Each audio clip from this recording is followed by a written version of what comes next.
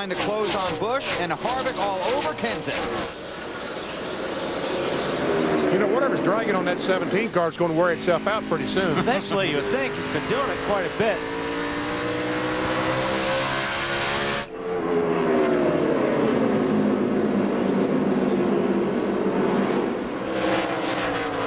You see Kenseth and Harvick taking two totally different lines through 3 and 4 and out of 4. Harvick's has been running a little bit lower on the track than the 17 has. I'll tell you what, they're both gaining on the leader, Kyle Busch. It's on board with Harvick on the right. Thinking about going under Kenseth.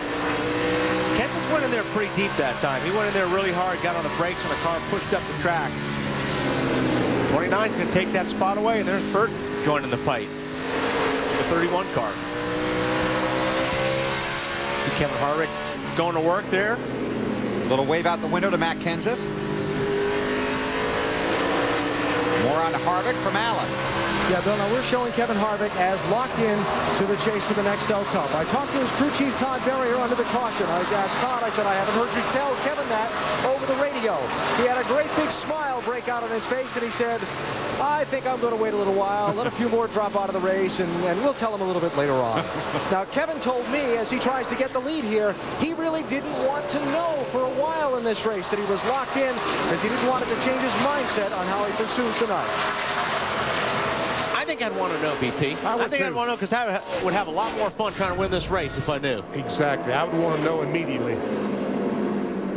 Right now, he knows he's in front. Kyle Busch to second. Might try and come and get that spot back, Dave. And Kyle Busch's spotter, Jeff Dickerson, told him it's early in the race. We're playing nice. Go ahead and let him by. We'll get him back later. And Kyle's been very relaxed during that last caution, talking about other things like fantasy football trades and things like that.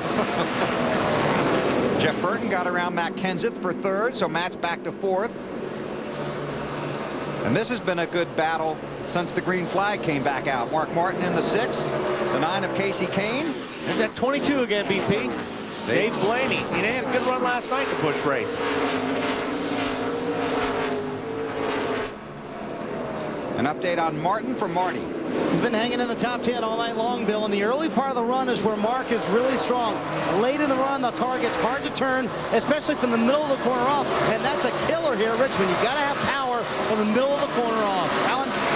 We're talking about Casey Kane having trouble running the bottom of the racetrack. His crew continues to adjust on the car. You see him there going low to try and pass Mark Martin. They made an air pressure adjustment on the last pit stop, hoping to give Casey the full use of this wide Richmond track to try and keep picking his way up through the field.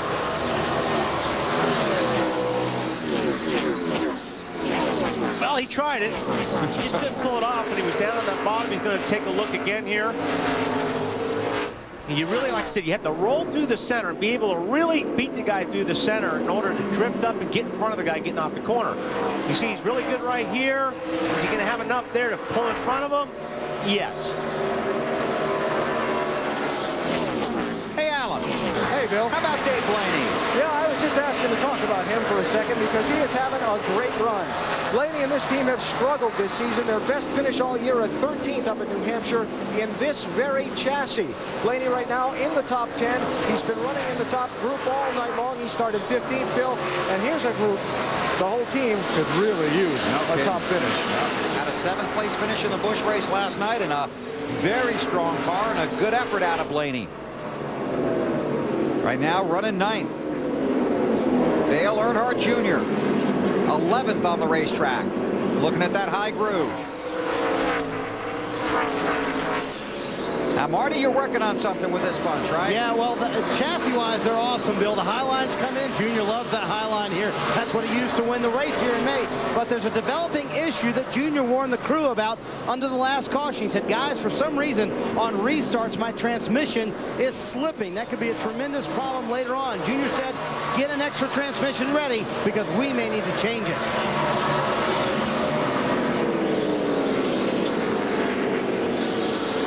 Not what the Junior fans wanted to hear, or his crew. No. He runs in 11th, and this has been a mess for a few laps here. And now they've almost got it They got it sorted out. They were pretty stacked up there for a while. I mean, but they're still going to. This is a lot of cars racing for position here. About 24th in that area. Got Sorensen back there, Nemechek, Scott Wimmer in the 4 car. There's Kurt Busch. And I mean, they had been going at it like it was for the lead. I looked up, they were 3 wide coming off of 2, weren't they? Yeah, it was for a couple of laps.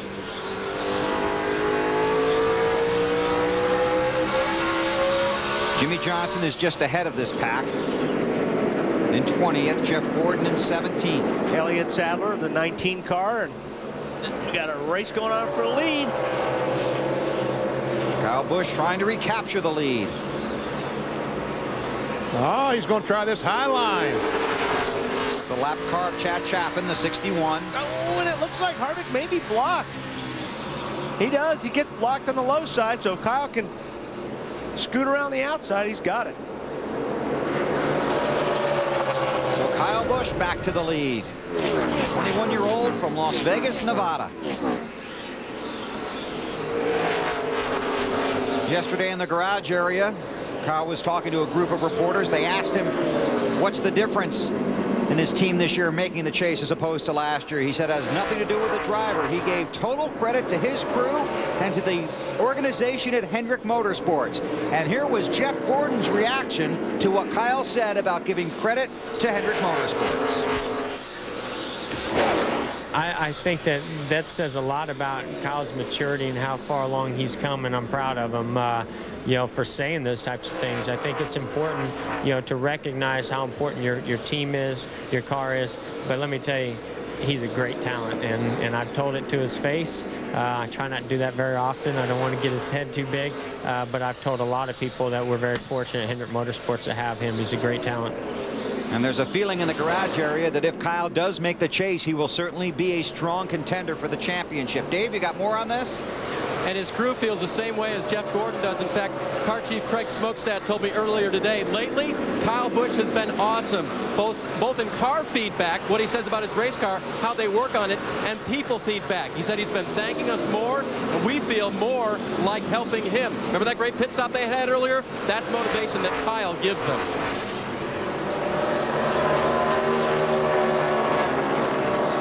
Tony Stewart had an up and down night, currently runs in the 13th spot. Matt? Bill, he has made an impressive run, starting all the way back in 40th, just outside the top 10. Now, Wally mentioned earlier, it seems like the longer the 20-car runs, the better it gets, and that's exactly what Tony told his team under the last caution. Just seems like we need a long run to showcase what this car can do. They made a small chassis adjustment, and the car's really come to life. Well, I'll tell you, that's a team effort on that group tonight. Of course, you can say that about all 43 cars that are here. Kyle Busch has 3 consecutive top 5 finishes at this track, and in the last 10 races, Jeff Gordon has the most points of any driver. Kyle Busch just 6 points behind Gordon, and he's out front at Richmond. National Raceway, 167 laps are complete. Here comes the completion of 168. Kyle Busch is the race leader. On board with Jeff Burton, who runs in 4th. Here's our singular race talk question. Very simple. Should NASCAR increase the points awarded for a win? Yes or no? To vote, text the word race to 191 on your singular wireless phone, and you'll have a chance to win a first-class trip to Miami. Of course, Casey Kane has 5 wins, more than any other driver in the series. Currently 11th in the championship standings. Locked outside the chase, trying to race his way into it. Good battle going on right here. Mark Martin, Boyer, Earnhardt. This is all for 9th spot. Well, Earnhardt's going to go on the outside. Come on, boys. Room. Oh, my goodness. It's a good thing Clinton Boyer's spotter was on top of his game. Earnhardt still picked up. Well, we did. Picked up 2 spots on that move. Oh, Marty, you watching this? I'm watching all three, Bill. I'm watching what you're doing, three wide racing. Terrific run for Clint Boyer tonight. And what they're trying to convince him to do is move up a little bit on the racetrack. They don't feel like they're as good on the bottom as they are in that middle groove or that higher groove. So they're trying to convince Clint, move up half a lane where Mark Martin is, and he saw Junior run up there. He's going to go try it if he can get past the, stay in front of the 6 car here. Now here are the points as they run right now. Kyle Busch is the race leader. Denny Hamlin runs in 6th. But when we change to the next page, look at 10th and 11th. Right now, Mark Martin is out by 3 points behind Casey Kane. And again, if there's a tie, all 11 drivers will be in the chase. This is for second, and Casey Kane is on a mission. He is on a mission. And the last couple laps, he was running so high in 3 and 4, Alan. I mean, he was running as high as anybody's been running down there, so he's got to figure it out. Now they haven't figured out, Wally, and Casey told me that the whole strategy for the first 300 laps of this race was just to run up front, go out and find the points that they need, get the car up front, keep up with the changing track conditions, and figure out what position they needed to be in at the end of the night to try and finish the job. Well, they've been working on the car. They've made adjustments on every pit stop, and he is going to the front and trying to get as many points as he can. And how would you sum that up, BP? What's he doing? He's going somewhere. Yes, he is. I know he'd rather be on the top, but Harvick's also running a pretty high line in this race, especially after about 15 laps on his tire. He runs about the middle or up. So he kind of took that line away from Casey Kane, so Casey's got to go where he's not. And that might be part of it, because Harvick knows Casey wants that line.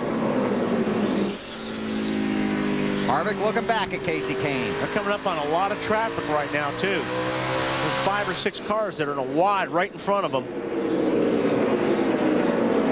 Harvick got boxed in last time. This is where you've got to be real careful. There's Kyle Busch. He's the leader. This is where things go wrong. Yes. Somebody gets into somebody, and all of a sudden it becomes a mess. Dave. And Wally, as Kyle Busch actually weaves through the traffic as the leader there in that 5 car, talked to him earlier today and said, you know, you finished 12th last night in the Busch race. Didn't seem like you had that great a car. Did you learn anything? He says, yeah, I really did. He said, I learned what my car likes in the low line, and I learned what my car likes in the high line. He had been running the high line. Now he puts it to the low group to work through traffic. Seems like he did learn something. Yeah, I think, you know, like I said, if somebody's, obviously you've got a good line you can run here, but if other cars are running it, you have to figure out how to pass them. So he's having to use both lines right now. And his car is better than these cars, too. So, I mean, obviously, not as tough passing a guy on the low line for Kyle Busch than if he was racing a guy that was like Harvick or Kane or Burt. Their car is going to be a little bit better. That's Sterling Marlin in the 14. Knocks him off the lead lap and leaves 33 cars on the lead lap. This is back about 17th. Casey Mears is 17th. Jeff Gordon 18th.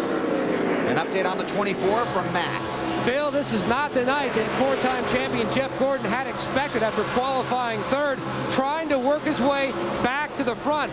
Gordon said about 35 laps ago the car was loose everywhere. Now he says it is turning so much better in the center of the corner. But at this juncture, he is 7th in the championship standing. Started out the night with a 102-point cushion. Now it's down to just 49th over the 11th spot. Look at this for second. And it's still going at it. Casey Kane is trying hard. These guys have been racing side by side now, which has let Jeff Burton catch up with the 31 car. He's going to sit here and kind of see which lane might be going. Right about now, if I was the crew chief, I want to make sure Harvick knows he's in. Yeah, I agree, and I would want to know I was in it if I was the driver. It just relaxes you and you have a little bit more fun. Casey just can't get that grip in that 9 car on the bottom of the racetrack to drive off and drive past that 29. Yeah, all he's hoping is the 29 will slip just a little bit. The 29 goes in just a little bit deep one time and slides up the racetrack in the middle. Casey Kane will be able to take that spot, but so far Harvick hasn't made any mistakes. But also, you know, by keeping him back there, Jeff Burton is a teammate of Harvick, and that's keeping Burton in the mix here to try and get the points from Kane. Burton's going to try on the bottom. Ducks back in. Allen. Hey, Casey Kane just came on his radio and said, hey, I'm in the RCR sandwich. Yes, he is.